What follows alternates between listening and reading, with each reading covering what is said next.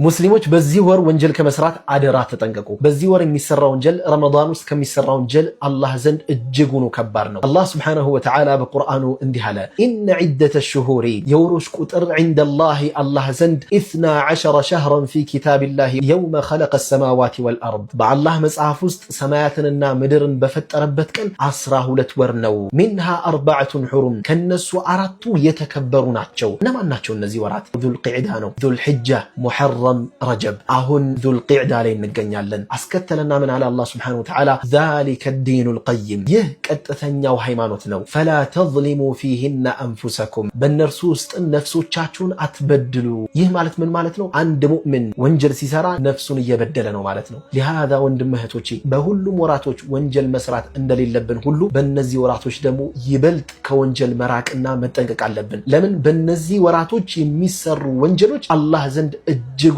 ከባድ ተደርገው ነው የሚመዘገቡት።